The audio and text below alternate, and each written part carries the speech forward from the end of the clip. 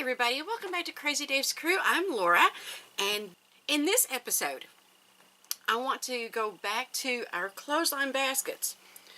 A couple different things that I did. So I had these fabrics, and I was able to do two to make the same basket. Okay, and that's pretty neat. And I like the way the colors went together.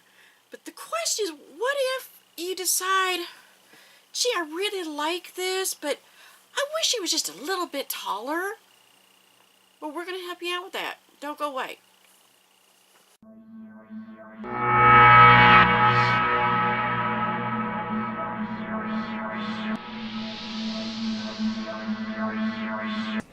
I am by no means an expert on this, so I can't show you the proper way, the right way. I'm going to show you my way, okay? And if it works for you, then that is awesome. If you have another way that works for you, I'd love for y'all to share it with us. So I decided I wanted to put some brown on a bowl that I had done previously. So what I'm going to do, well, first of all, I'm going to get it zigzag. I've already put in some dark brown because I'm going to do dark brown on this one. So let's find our zigzag stitch.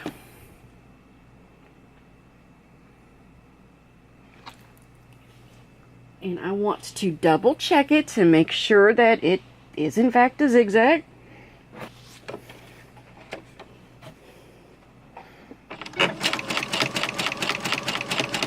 Yep. We are a zigzag. So I've already put a brown bobbin and a brown spool of thread. I'm going to go to my zigzag stitch. I want to make it as long and as wide, or as wide and as long as I can. Now this is a pretty neat little tool. It's called a stiletto.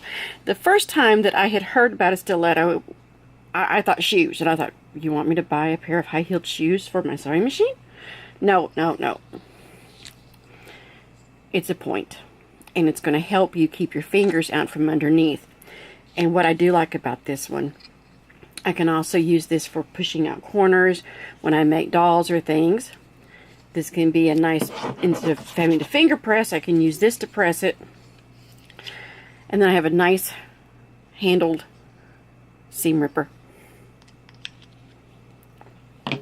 Alright, so I've got my brown, I have my zigzag, the widest, the longest. So what I'm going to do first is try to find where I left off, which is about right here. And I've got a little bit of fabric right there. And because this is an elbow, and I started it as a circle and just kept going round and round, I am going to want to put it on its side and work on it from the side so it keeps going upward.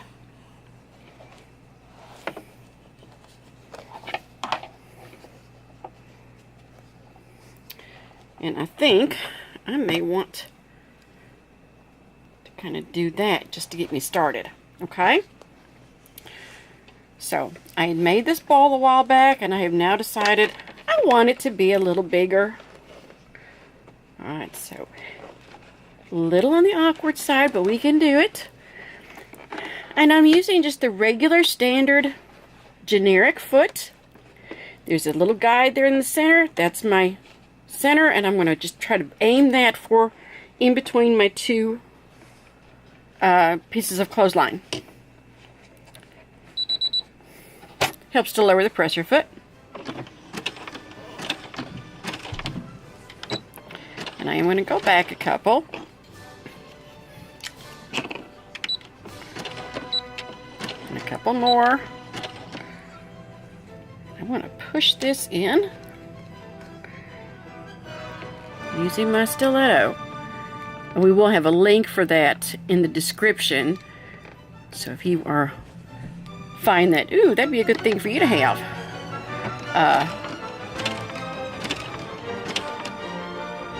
then you can see what they look like, possibly get one. Okay, now that I've got that going, I am just going to keep on going.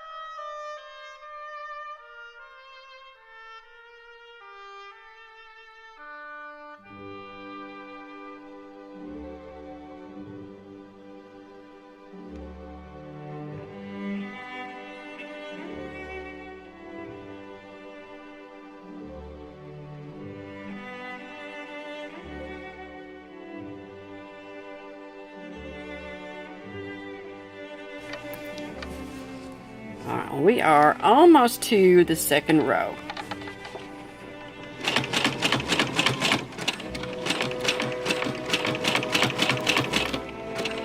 Now, you can also make handles with this. But I'm going to try something. I haven't done this before, so I'm hoping this works. I am going to, using this as my guide, that's how tall I want it to be. And I want it to come back to here. So I'm using my bobbin cover as the guide for how tall. And I'm using the bottom of the the bottom of the bobbin cover for where I want to go back to sewing. Okay? Stiletto is going to be very practical in this one. So there. Now, there is no way that we're going to be able to stitch through both of these. So we are just going to try to stitch through the one through the hole.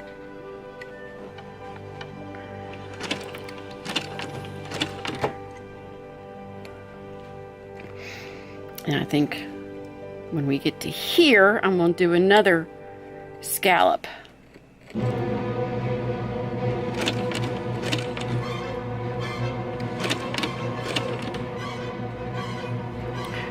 Okay, so that, well, you know what? Let's use at the back of that foot. Okay, so that's there. So now let's bring that up there. And by having something as a guide, you can get to where you're kind of close as far as distance and size. Alright, so now as soon as this gets to the back of that foot, which it's there, there to there, to there.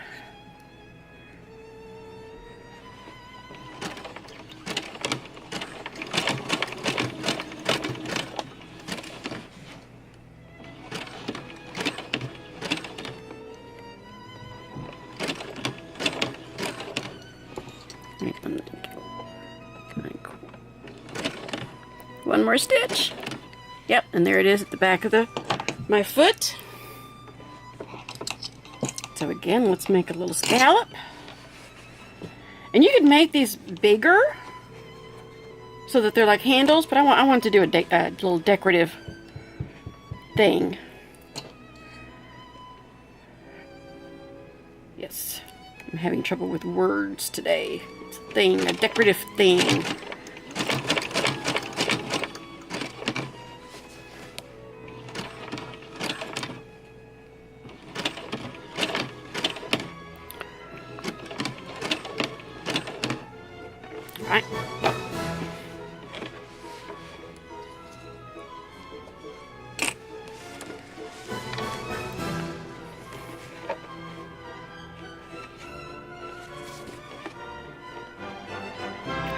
there to there.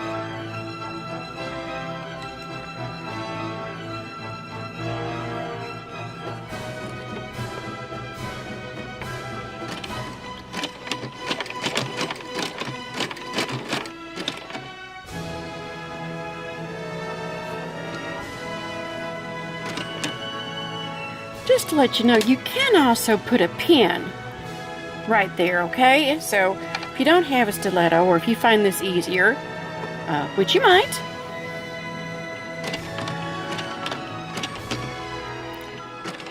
put a pin in it.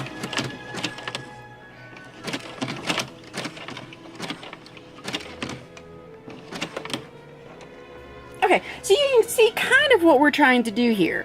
So I'm going to go ahead and finish this round, and then I'm going to show you what I want to do next. So don't go away, or don't go too far away anyway. We'll be back in just a minute. All right, so we're getting to the end. Okay, and we're just going to try to get that finished up. And then I want to try something. And you guys can tell me if you like it or not. Down there, so let's take that pin out. All right, so I'm going to kind of attach this to this one.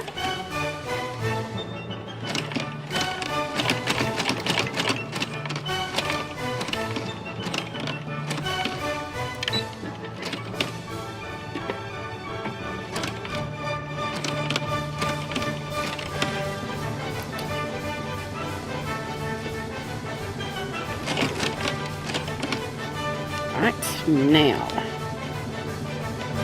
think I want that to go there. So it's just going to go around this one until we get here. Oh, handy dandy stiletto here.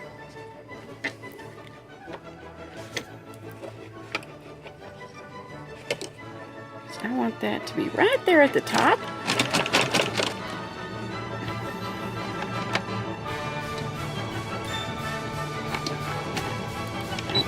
Back, and it's okay if that happens, you know.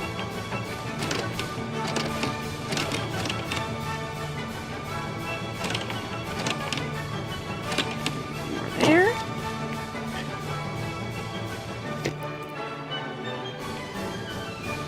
You know what?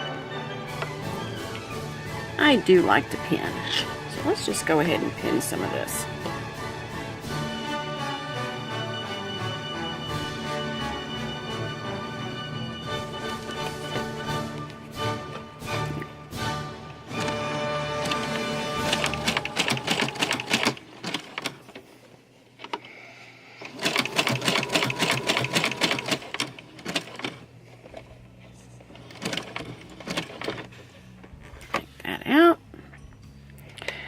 You may find you want to go forwards and backwards a couple times.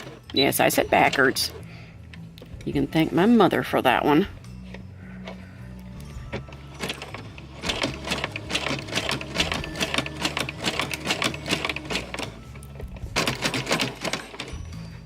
And if you have carpal tunnel, or if you have a fatigability disorder, or problems with motor skills, this may need to be something you do in little spurts.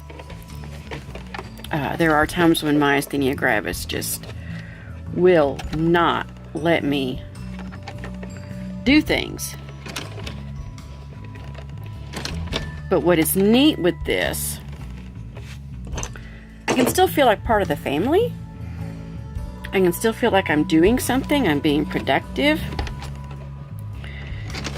I can be sitting watching TV, I can be asking the kids questions about a book they were supposed to read.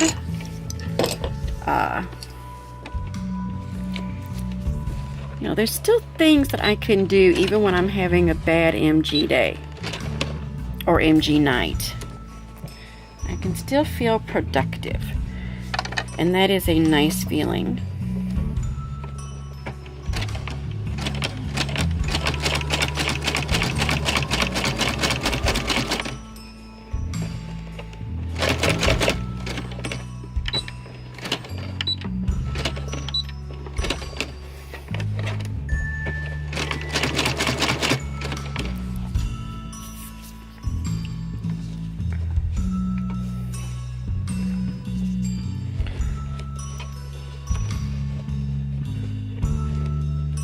I've even thought about trying to braid.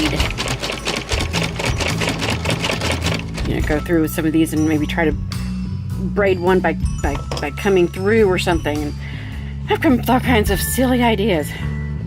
But I think I'm going to follow my own advice. Don't rush it. Practice, get better, and then I can try a little bit more advanced stuff.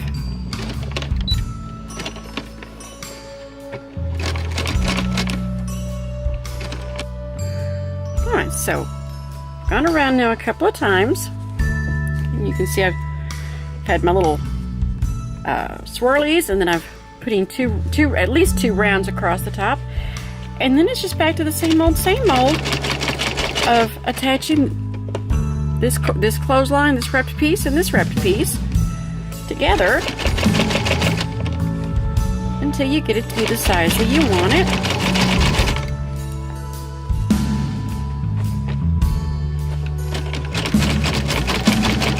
And who knows, maybe next week I'll decide I want it a little bit bigger. Or I may add some more along the top.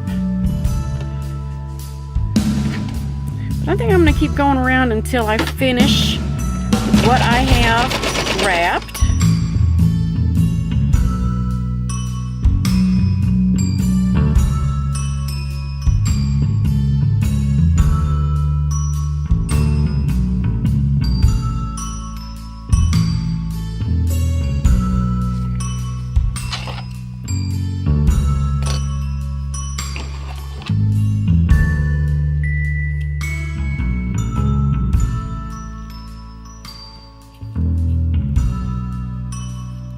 Alright, I'm getting ready to finish it off, so I have cut my clothesline. And I'm just going to kind of wrap that around like that.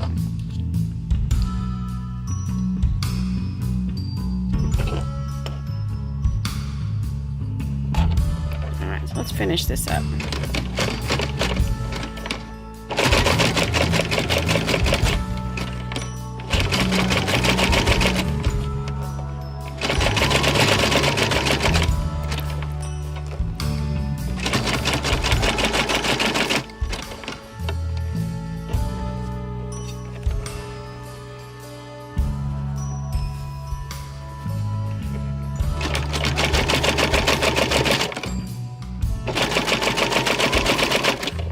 Where the stiletto and the pins are going to come in real handy. So I'm going to go ahead and just pin those down, or in, or through, or whatever you want to call it. Watch your fingers. And we are just going to finish this up.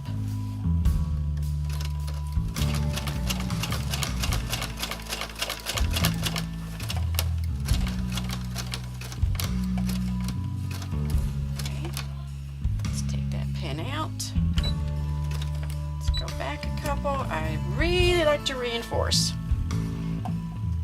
Take that one out.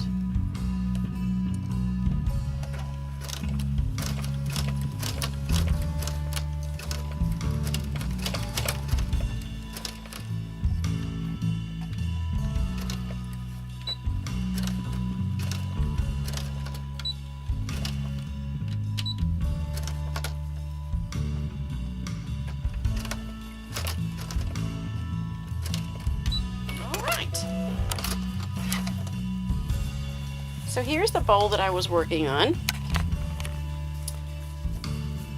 And it's got this just a little decor to it. And you can try to bring it up, or you can leave it laying flat. I kind of like that. A little different. Now, this is when I started. This is what the fabric looks like. And I got this from Walmart many years ago. It was marked down to $1 a yard, so naturally I took the whole bolt. And I was starting to make one, and when my daughter saw it, she said, "Mama, can I have it?" Now this one, if you want to look at, instead of doing a circle or a diagonal, I kind of went back and forth with the thought of trying to make it square. I also did something else. If you notice, I just used my strips of fabric, and of course as it is wrapped around, it's got a raw edge. So what if you don't want a raw edge? Then how about you cut your fabric strips a little wider and then press them in half to go around your clothesline. Okay, so you could do a 2 inches and have a 1 inch strip. Then you could do a 3 inch strip and have it be 1.5 inch after you folded it and pressed it.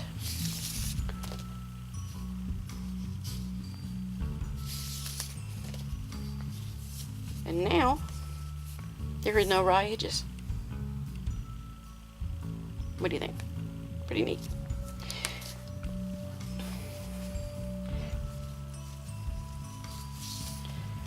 So you guys got to witness me trying something, a wild idea, and this was the first time that I tried to do this little scallopy. But the basic idea is the same if you want to make handles. Okay? So that's not too bad. You're getting to see what I tried to do with this one, making it more of a square shape. And then I'm going to try to bring it upward for her.